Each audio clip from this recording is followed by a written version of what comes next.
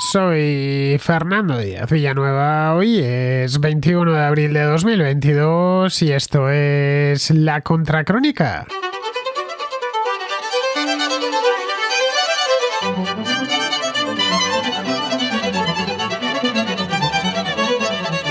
Los precios se incrementaron en Estados Unidos a una tasa interanual del 8,5% durante el pasado mes de marzo. Un ritmo vertiginoso, ya que la guerra entre Rusia y Ucrania ha hecho subir el precio del petróleo, el del gas, el de prácticamente todas las materias primas, al tiempo que persisten los problemas en la cadena de suministro. Entre tanto, la demanda se ha mantenido elevada durante todo este tiempo. Este salto en los precios marca el séptimo incremento mensual consecutivo. Nos encontramos con la inflación más alta que ha visto Estados Unidos en los últimos 40 años, por lo que ahora todos miran hacia la Reserva Federal para que haga algo cuanto antes y frene esta espiral inflacionaria.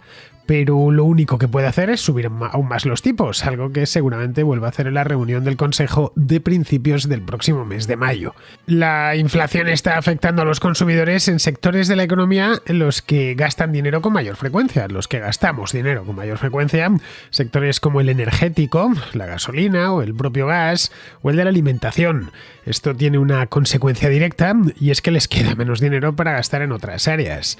Para muchos trabajadores, la subida de los precios no va acompasada de incrementos salariales, por lo que su capacidad adquisitiva se ha reducido sustancialmente en los últimos meses. Esto podría, en última instancia, conducir a una ralentización del consumo a lo largo de este año. El precio de la gasolina, de la vivienda y de los alimentos han sido los que más han contribuido a esta última subida, la subida del mes de marzo. La gasolina en Estados Unidos ha incrementado más de un 18%, la alimentación un 1,5% y los alquileres un 0,4%. La inflación subyacente, la que no tiene en cuenta la energía y los alimentos, también se ha incrementado. Esto es una señal preocupante, ya que sugiere que la presión inflacionaria se está filtrando ya a través de toda la economía, lo que a su vez podría mantener elevados los precios durante mucho más tiempo, incluso aunque los precios de la energía vuelvan a la normalidad dentro de este mismo año. La inflación de marzo, en definitiva, pone a la Reserva Federal de Jerome Powell ante la disyuntiva de permitir que la inflación se instale ya definitivamente en la economía estadounidense durante muchísimo más tiempo, o por el contrario, que haga todo lo que esté en su mano para ponerle freno. El problema es que no es mucho lo que puede hacer a corto plazo. Además, históricamente la Reserva Federal nunca ha conseguido embridar la inflación una vez ésta se ha extendido por todo el tejido económico, que es lo que está sucediendo ahora.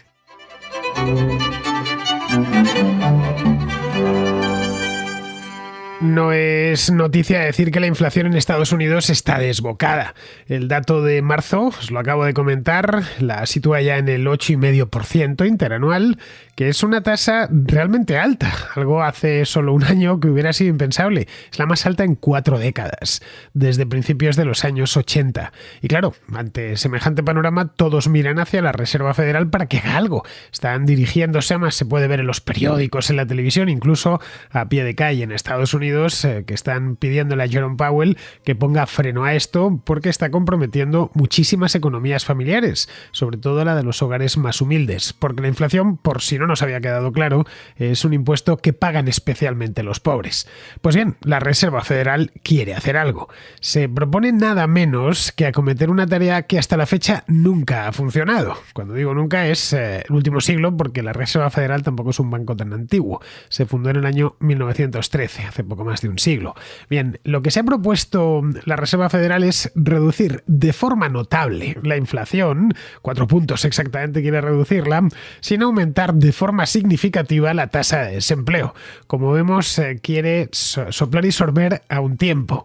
Los analistas del Banco Central creen que esto es posible, que es posible además de una manera relativamente sencilla, con pequeños aumentos de medio punto, una cosita así, un punto como mucho, y ahí estarían yéndose quizá demasiado lejos, de los tipos de interés que para que se vaya desacelerando la demanda, se vaya desacelerando lo suficiente, de manera paulatina y progresiva, como para amainar los ímpetus a una economía sobrecalentada desde hace ya más de un año, desde finales de 2020, principios de 2021. 2021, cuando la pandemia empezó poco a poco a ir desapareciendo de nuestras vidas, más concretamente y por el tema de hoy, de las vidas de los estadounidenses, y empezaron a consumir a lo loco y a lo bestia. Tenían dinero en el bolsillo, dinero en sus cuentas corrientes, mucho de ese dinero le había llegado directamente del Estado mediante estímulos y se pusieron a gastar. Sobre esto mismo preparé algunos programas a principios del año pasado de lo bien que iba y de lo calentada que estaba la economía estadounidense y de cómo eso se podría traducir en inflación. Lo que yo no me imaginaba es que se iba a ir a tasas del 8,5%, sinceramente os lo digo.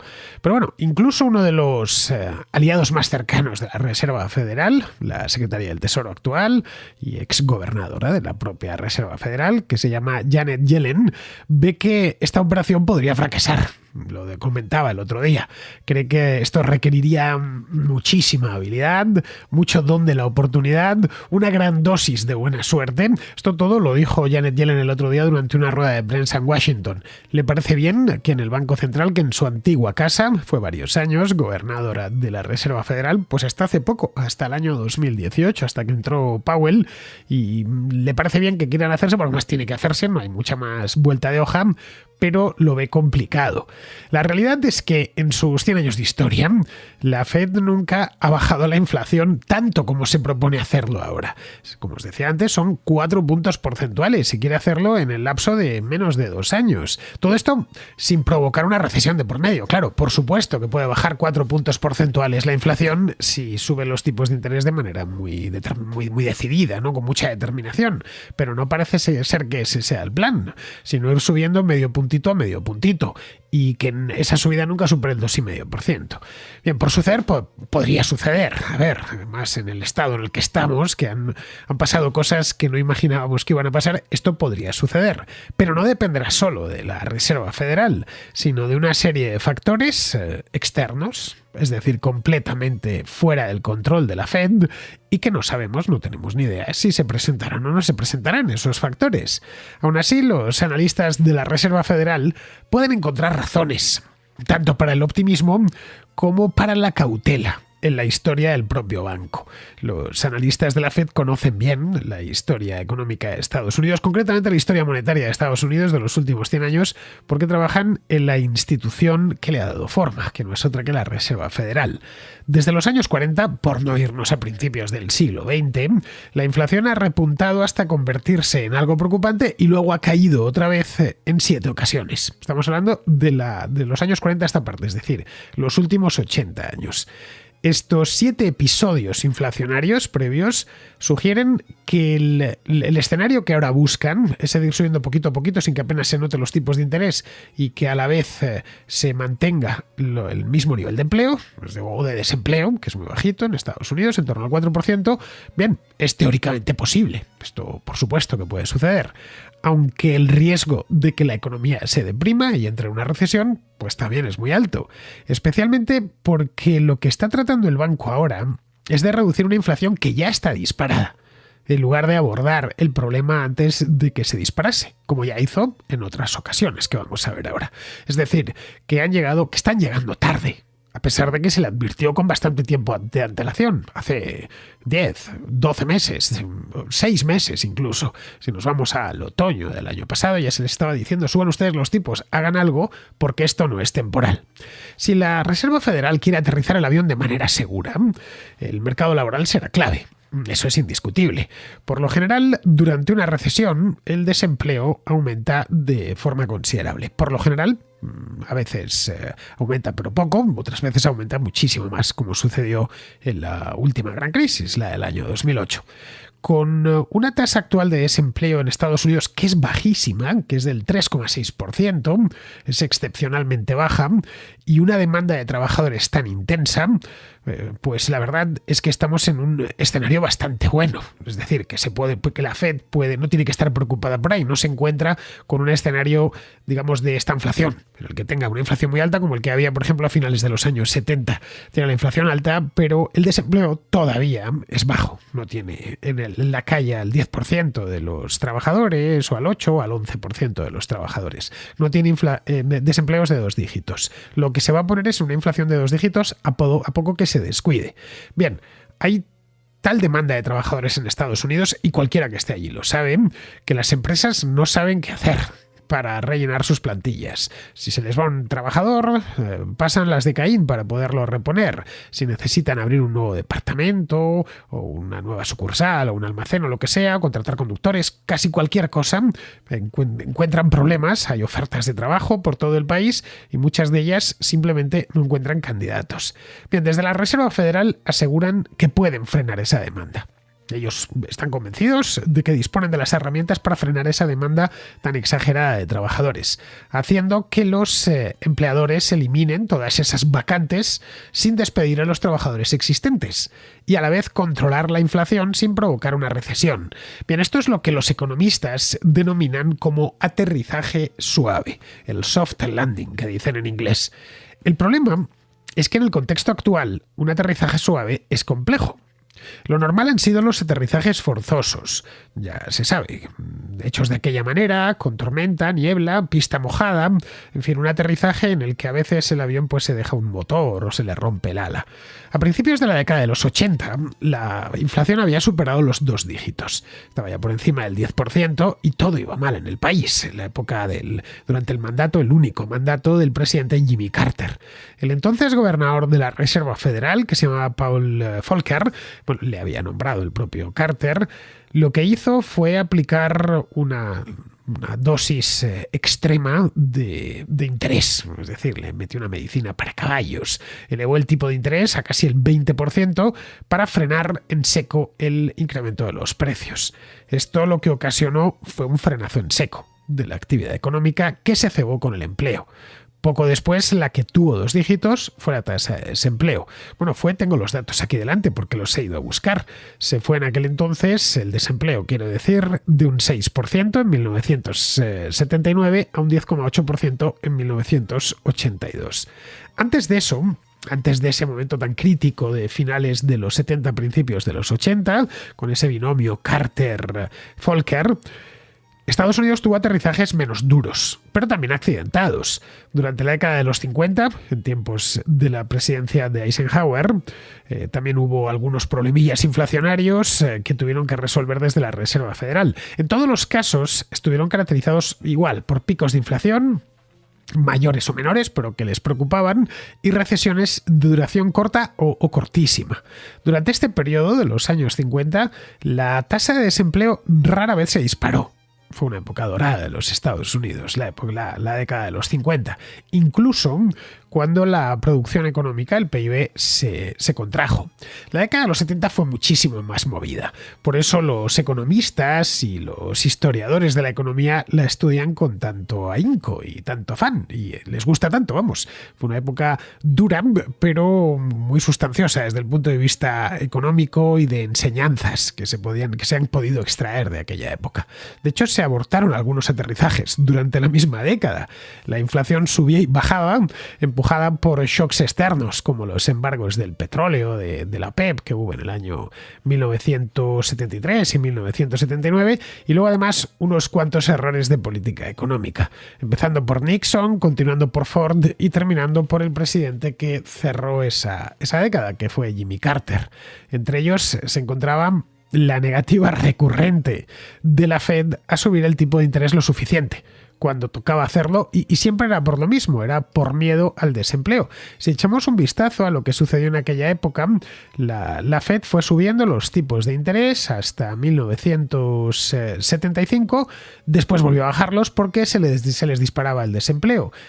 Tocó suelo en torno al 5%, en aquel entonces los tipos de interés eran mucho más altos que los actuales, y a partir de ahí volvieron a subirlos, pero ya de una manera, desmadrada, en el caso de Volcker, cuando se los llevó al 20%.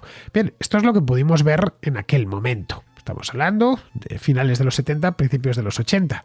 Históricamente también ha habido algún que otro aterrizaje suave. El último fue el de 1994, no hace tanto tiempo. En aquel entonces la Reserva Federal la llevaba Alan Greenspan, y lo que hizo Greenspan fue subir de golpe los tipos al 6%. Esto lo hizo en febrero de 1995, desde un 3% que estaban. Y a pesar de ello, la tasa de desempleo, que fue también muy baja en la década de los 90, siguió bajando. Sin embargo, y esta diferencia con nuestra época hay que hacerla notar, a diferencia de aquella época, la Reserva Federal hoy está tratando de reducir la inflación cuando ya es demasiado alta, en lugar de evitar que aumente, como hizo Greenspan en aquel entonces. Se contenía la inflación, no había llegado ni de lejos al nivel actual y automáticamente subió los tipos, se los llevó al 6%. Bien, en este caso, Powell no se decide a ir mucho más lejos de lo que ha llegado hasta ahora.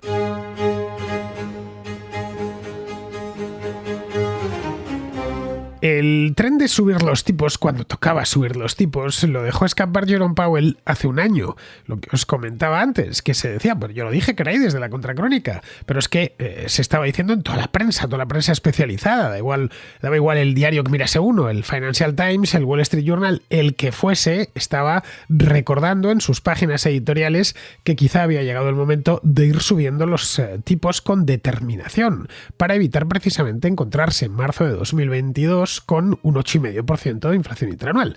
Esto que conste que se advirtió, que los que saben de estas cosas ya lo dijeron. Cuando se vio que esto iba para arriba, se debieron tomar medidas, pero no se tomaron.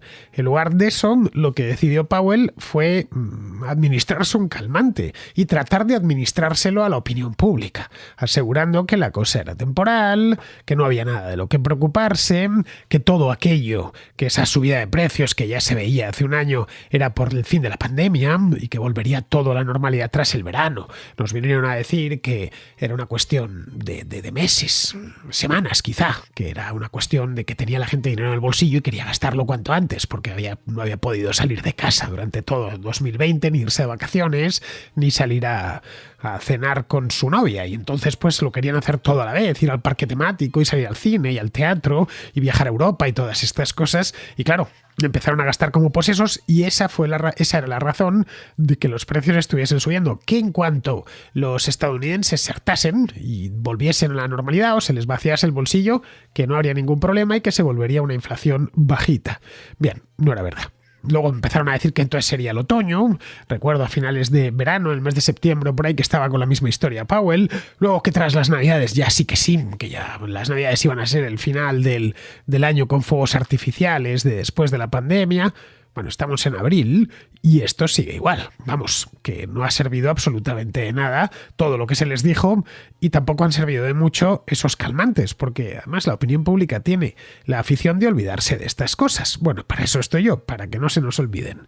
En la Reserva Federal, como os decía antes, quieren un aterrizaje suave. Ya han visto que están en un lío, pero su último calmante es este. Es el de, ahora no os preocupéis, que sí que es cierto, se nos ha ido un poco de las manos, pero vamos a aterrizar suavemente.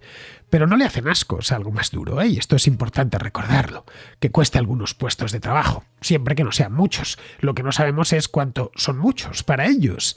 Antes de la invasión de Ucrania por parte de Rusia, allá por finales del mes de febrero, el día 24, Powell había advertido ya de subidas consistentes de tipos de interés a lo largo del año. Esto lo comentaba en un programa aquí en febrero que hice sobre esta misma historia. Es un tema que, como veis en la Contracrónica, es recurrente. Bien, llegó entonces la guerra y los nuevos confinamientos en China, que llegaron ya en el mes de marzo, por la irrupción allí de la variante Omicron, del coronavirus, y ya sabéis cómo se toman estos los chinos, tan a pecho, empezaron a cerrar ciudades. Caray, que Shanghái tiene 25 millones de personas metidas en casa, y lo mismo se puede decir de otras áreas metropolitanas de China. Bien, pues todo esto ha disparado los precios y ha perturbado aún más de lo que ya estaba la cadena de suministro. En resumen, que todo esto nuevo, el problema ya estaba, esto lo único que ha hecho es la vida aún más difícil a la Reserva Federal. Entre tanto, pues los precios han seguido subiendo. En términos interanuales, lo hicieron un 6,4% en febrero y un 8,5% en marzo. Es muy probable, visto lo visto, que en abril, el mes actual, y en mayo, la senda alcista se mantenga. No sabemos cuánto, pero parece indiscutible que va a ser así. Vamos, que si lo que espera Powell es que en el mes de abril la inflación se le presente con un 1,5%, que se vaya olvidando. Ojo, no hay que ser un lince para esto. No puede ser de otra manera, habida cuenta de que la demanda está disparada. Tenemos por un lado unos tipos de interés muy bajos, son del 0,5% ahora mismo en Estados Unidos, y luego por otro, y esta creo que es la parte más importante, 6,5 billones de dólares que ha inyectado el Estado, las distintas administraciones públicas en Estados Unidos, en la economía en apenas 2 años para paliar los efectos de la pandemia. Todo ese dinero, estamos hablando de una cantidad de ceros que mareante, todo ese dinero creado de la nada se ha extendido por toda la economía. ocasionando que las familias y las empresas gasten más dinero o gasten el dinero más rápido, por lo menos, de lo que la economía puede entregar bienes y servicios a cambio de ese dinero.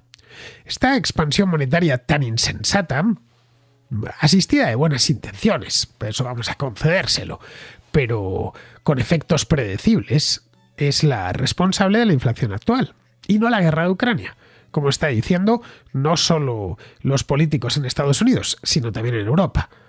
O que haya escasez de semiconductores, porque ahora lo meten todo en la batidora. O que haya problemas en los puertos por la escasez de contenedores o de barcos portacontenedores, que no hay suficientes. La Reserva Federal elevó los tipos desde casi cero el mes pasado, los elevó 1/4 punto y anunció una serie de aumentos este año y el próximo. Todo esto antes de que empezase la guerra en Ucrania, ¿eh? Estamos hablando del mes de febrero. Pero es que estaban casi a cero. Y los elevaron, no 1 punto, no medio punto, no, los elevaron muy poquito, nada, bueno sí, medio punto exactamente, es lo que hicieron. Advirtiendo que iban a subir más, que en marzo subirían otro poco, que en abril subirían otro poco, esos mismos tipos. Con la idea de, más lo dijeron así, perseguían desacelerar la demanda, restringiendo el endeudamiento de consumidores, de empresas, etc. El escenario con el que trabaja la Fed es que los tipos actualmente, esto lo pueden cambiar, y de hecho creo que lo cambiarán. Su escenario actual de trabajo es que, esa es la idea que tienen, es que los tipos suban hasta el 2,75% para finales del año próximo, para finales de 2023. Justo por encima del tipo que ellos creen, tipo de interés que ellos consideran óptimo, que ni estimula ni frena el crecimiento. Creen que en torno a la 2,5, 2,75, 3 es un tipo de interés perfecto. Recordemos que entre 2016 y 2019 fueron subiendo los tipos paulatinamente hasta 2016 y 2018. Tocó techo en 2018 con un tipo del 2,5%, que sería perfecto según ellos, y luego vuelta a bajar de nuevo, antes de la irrupción de la pandemia. Los tipos, si nos vamos al comportamiento que han tenido la Reserva Federal al respecto a lo largo de los últimos 3 años, vemos que empiezan a bajar, pues lo tengo delante, un año antes de la pandemia. Más o menos un año antes de la pandemia, ya se los llevaron al 1,75 y luego que es donde se encontraban cuando irrumpió la pandemia. Ya se los llevaron prácticamente al cero. Con esto creen que la inflación caerá algo por encima del, más o menos, del 2%, en torno al, sí, por ahí, para el año 2024. Es decir, 4 puntos porcentuales en 2 años y medio. Esto es lo que pretenden. Todo con un crecimiento del PIB que ronde el 2-3% y un desempleo que no supere el 4%. Vamos, que el papel lo aguanta todo, como podemos ver. Incluso escenarios tan poco creíbles como este. Los optimistas piensan que solo podrán conseguir que la inflación se modere tanto subiendo los tipos al 5% este mismo año. Y estamos hablando de los optimistas, ¿eh? Eso sí, a un coste mayor en términos de desempleo y de crecimiento del PIB. Que la Fed tenga o no tenga éxito dependerá, como decía antes, de factores externos que están por completo fuera de su control. No sabemos aún, por ejemplo, si la energía se abaratará en los próximos meses o si seguirá por las nubes. No tenemos ni idea. Y Powell tampoco lo sabe porque es economista, no adivino. No sabemos tampoco si la subida de los precios, una subida que es evidente, le seguirá una subida equivalente en los salarios. Es una incógnita hasta dónde está dispuesto a llevar Xi Jinping la política de COVID cero que hoy mantiene a millones de personas confinadas en China y a las fábricas donde trabajan esas personas produciendo a medio gas. La Fed lo tendría mucho más fácil si el precio del barril se modera, es obvio. O si acaba pronto la guerra en Ucrania. O si la pandemia este año ya termina en todo el mundo, incluida China. Todo eso podría suceder, está claro, pero no depende de Jerome Powell. Tampoco depende de él que las empresas suban los salarios. Algo que va a suceder sí o sí. Primero porque están subiendo los precios. Y es normal que cuando a uno se le encarece la cesta de la compra, pida a su empleador que le suba el sueldo. Quizá no lo hace el primer mes, ni el segundo, ni el cuarto, pero al sexto se verá obligado a subir un poquito el sueldo. Y segundo porque faltan trabajadores, como os decía antes. Cuando hay más trabajo que trabajadores, los salarios suben, porque las empresas compiten entre ellas para atraer mano de obra. Y la mejor forma en que pueden hacerlo es ofreciendo sueldos más altos. todo, como vemos, lo tiene en contra Jerome Powell y su equipo de analistas, estos que se dedican a hacer predicciones y a trazar mapas de batalla perfectos en un papel. Lo más probable es que, llegado a un punto, tire de freno de mano, como ya hizo Paul Volcker hace 40 años. Es una pena que Volcker muriese solo un par de meses antes de la pandemia. Este hombre murió ya muy mayor, con 90 y tantos años, en diciembre de 2019. De estar vivo Volcker, podría dar algún que otro consejo a Powell. Seguramente el que le daría es que eche cuanto antes el freno de mano, y que cuanto antes lo eche, más suave será el golpe.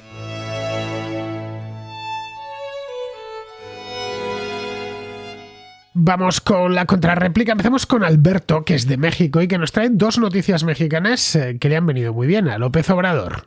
Mira, te traigo dos cuestiones que, vistas por encima, parecieran dos fracasos de López Obrador en las últimas semanas, pero desde mi punto de vista, y yo creo que desde el punto de vista de muy poca gente, muy poca gente lo está viendo así, fueron dos maniobras maestras que le salieron a pedir de boca a López Obrador. Y esto, te lo explico brevemente. Hace 2 semanas se llevaron a cabo las, entre comillas, elecciones para la revocación de mandato del presidente, en la cual López Obrador obtuvo un 90% de votos a favor de continuar hasta 2024.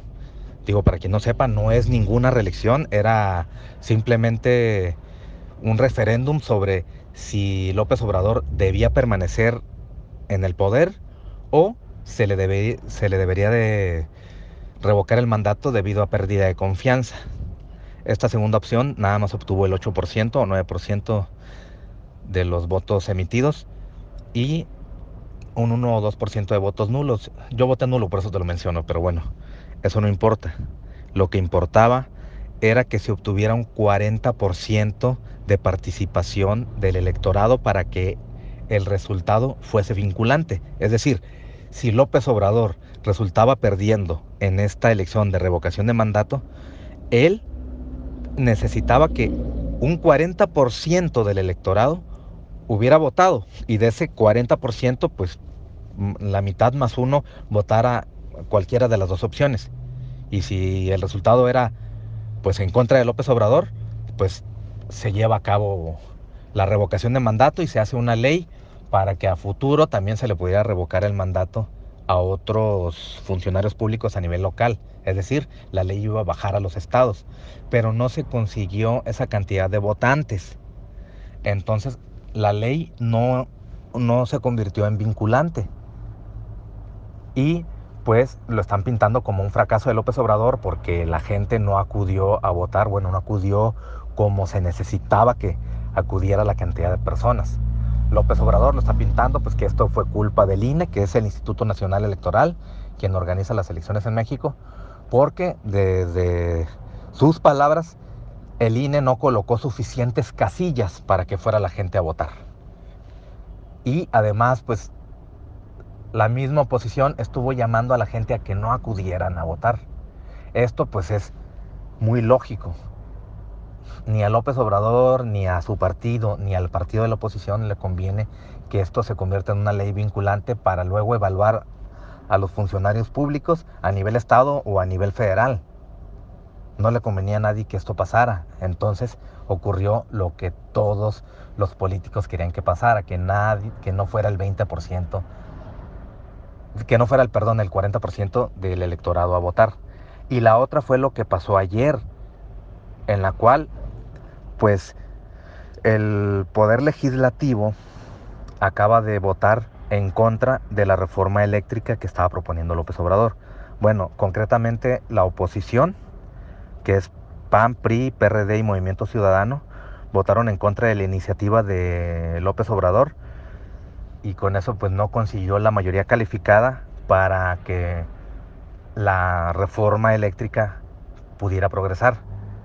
En realidad la reforma eléctrica no le convenía a México porque hubiera traído consecuencias muy graves en el TEMEC, que es este tratado comercial entre México, Estados Unidos y Canadá, en los cuales pues se habla de que habría violaciones a cláusulas que están en ese tratado. No sé muy bien cuáles, la verdad no conozco muy bien cuál era la propuesta de la reforma, pero lo que se sabe es que Estados Unidos podría imponerle a México aranceles muy altos a las exportaciones provenientes de México, y esto pues evidentemente a ninguno de los mexicanos nos conviene, ni tampoco a López Obrador, pero él necesitaba que fuera la oposición quien frenara esta reforma, la cual él estaba pintando y nos estaba queriendo vender como que iba a fortalecer a la Comisión Federal de Electricidad, que es este monopolio que maneja desde el poder federal toda la industria eléctrica del país, y también pues los petróleos y todo lo que tiene que ver con las energías. Entonces, como digo, no quería que fuera vinculante la ley, aunque él saliera a decir que sí, de la ley de revocación de mandato, y tampoco quería que pasara la reforma eléctrica, y la oposición votó exactamente como él necesitaba que votara, para que a los ojos de sus votantes, los traidores a la patria, porque así lo dice él, son los conservadores, es decir, los miembros del Poder Legislativo que están en la oposición, quienes votaron en contra. Entonces, se fortalece su imagen y él sigue vendiéndonos la imagen de que él es la solución y que su partido en 2024 debe volver a ganar, porque solo así podemos luchar contra estos conservadores que están frenando el progreso de nuestro país. Como lo ves, no sé si tú tengas más información al respecto. Me gustaría conocer tu opinión, tanto de la revocación de mandato y sobre la reforma eléctrica. Un abrazo, Fernando. El revocatorio del pasado 10 de abril en México, la verdad, si quieres que te la diga, la verdad, Alberto, es que fue una broma de mal gusto.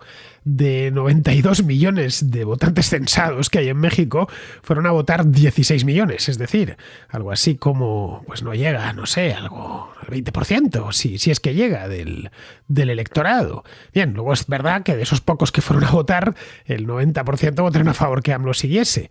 Vamos, que no ha servido de nada. Bueno, ha servido para poner en entredicho al propio AMLO, cuya capacidad de convocatoria tampoco es muy fuerte, como hemos tenido ocasión de comprobar ahora.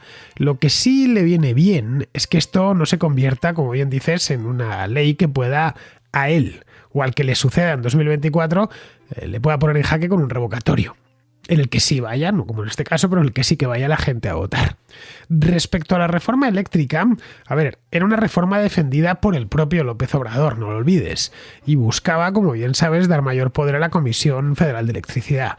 Hubiera supuesto una limitación a la participación del sector privado en la generación de electricidad, creo que era un máximo del 40%, una cosa así, y esto lo rechazaban las empresas privadas.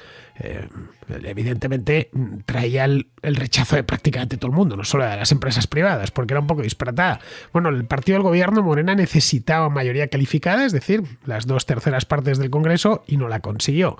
La reforma eléctrica, además de las empresas privadas, también tenía en contra a los partidos opositores, al PAN y al PRI.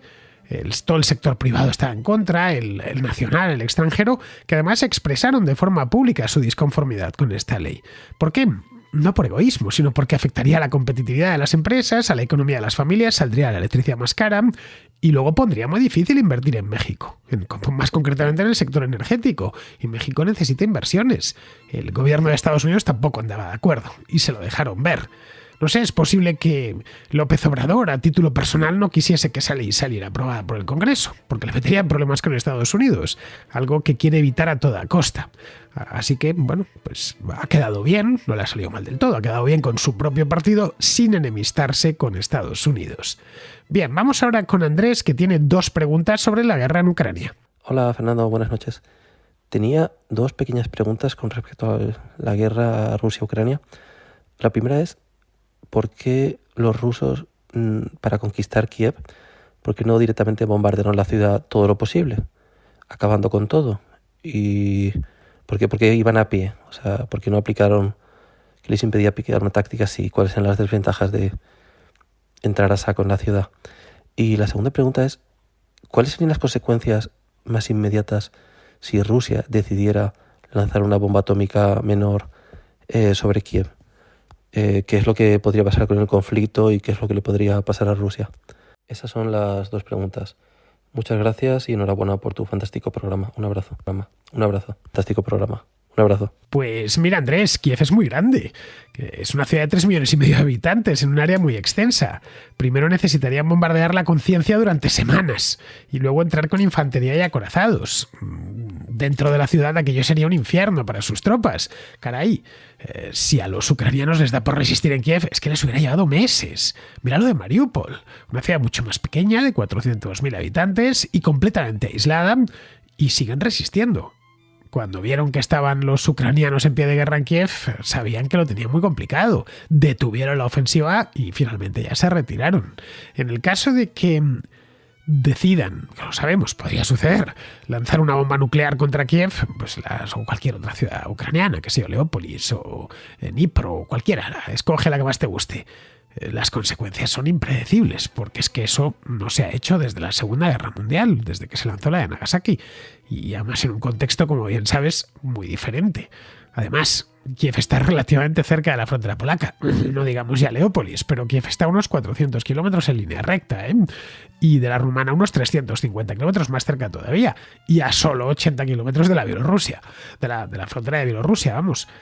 Una detonación nuclear emite grandes cantidades de radiación, que la radiación no entiende de fronteras, no se va a parar al entrar en Polonia. Así que se las tendrían que ver con miembros de la OTAN. En fin, es un escenario de un hipotético ataque nuclear sobre Ucrania tan radical que no sabemos qué pasaría después, no tenemos ni idea. Bien, vamos ahora con Francisco, que a raíz del programa de ayer con Quintana Paz nos habla de la célebre frase del foro de Davos que muchos repiten continuamente, esta de no tendrás nada y serás feliz. Hola Fernando, le preguntabas a Quintana Paz qué interés pueden tener Amazon o Facebook en cumplir esa máxima de no tendrás nada pero serás feliz. Bueno, pues la respuesta desde mi punto de vista es la suscripción. La suscripción tú pagas mensualmente por un servicio y lo disfrutas, pero ojo, no lo posees. Esto se extiende a muchísimas cosas. Twitter o Facebook no dejan de ser modelos de suscripción, como por cierto lo quiere hacer Elon Musk y comentabas hace poco, quiere convertirlo en un servicio de suscripción. Los servicios de suscripción son muy atractivos y cumplen esa máxima. No tendrás nada, pero serás feliz, porque tú no tienes la música de Spotify, pero eres feliz escuchando la música. La suscripción es también beneficiosa para las empresas, es más predecible decir si tendrás ingresos o cuánta gente podrá estar aquí mañana. Es más probable que una persona suscrita dure un año suscrita o 3 meses o 4 meses. Antiguamente dependía de cuánta gente vendía un disco o no dejara de vender un disco. Y el disco era tuyo y era tu música y ahora no, ¿de acuerdo? Esto se está extendiendo incluso a los coches bajo demanda, tarifas planas de servicios de conductor. Se está extendiendo el alquiler, es un servicio de suscripción, si lo piensas de esa forma. Estás teniendo ese tipo de cosas en las películas, incluso en los móviles y en los portátiles hacen renting de equipos, ni siquiera tienes que comprar el equipo entero. Esto tiene un problema, Fernando, y el problema que puede tener es que las empresas miran maximizar y contentar a la mayoría de usuarios, no puedes contentar a todo el mundo. En el momento en que te cruces con la enemistad de la mayoría de la sociedad, puedes quedarte sin nada. Pensemos que, por ejemplo, si a ti te quitan tu cuenta de Gmail porque imagínate que te vuelves tan impopular como Donald Trump, o te quitan tu cuenta de Twitter, pues te pueden poner una cruz y entonces ya no puedes acudir a esos servicios de suscripción que volvemos otra vez a que son privados y todo este rollo, pero vamos, básicamente podría significar tu muerte en vida. Imagínate que te quitan tu cuenta de Google, tu cuenta de Twitter, tus redes sociales de YouTube, imagínate que te lo quitan. Imagínate que pasa algo como lo de Spotify con Joe Rogan, que quieren tirarte abajo, pero la empresa aún así se ha resistido. Eso es lo más raro, que se haya resistido. Entonces, yo no estoy en contra de los modelos de suscripción y tampoco en esa frase que es muy llamativa de no tendrás nada pero serás feliz. Bueno, la posesión en sí misma es también a veces esclavitud. Muchas veces eres esclavo de tu propio coche, de tu casa, etc. En fin, en definitiva, que tiene riesgo y tiene beneficios y que es muy entendible cómo las grandes empresas pueden querer que no tengas nada, pero que seas feliz. Un abrazo y un saludo a todos los contraescuchas. Efectivamente, Francisco, la cosa va por ahí. De un tiempo a esta parte se ha puesto muy de moda el modelo de suscripción en la distribución de contenidos, de servicios y hasta de productos. Hay un montón de cosas que no queremos ya tener en propiedad. Lo digo porque tiene mucho éxito ese tipo de servicios o de productos, que lo que queremos es disfrutar de la experiencia.